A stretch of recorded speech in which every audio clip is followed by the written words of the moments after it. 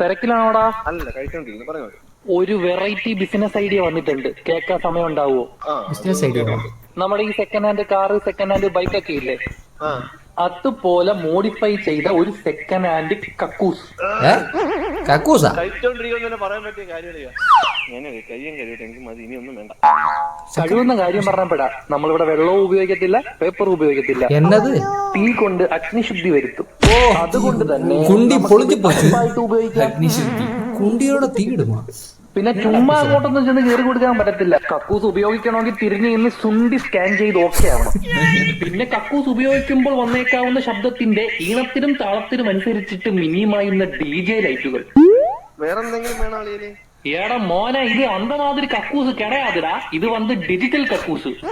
ഇവങ്ക നമ്മളോടാണ് digital കക്കൂസ് പണി വെച്ചത്. ഇതൊന്നും അല്ല മോനെ, ഇത് ജെട്ടിക്കകത്ത് ഫിറ്റ് ചെയ്ത് വെക്കാൻ പറ്റും. എന്നത്?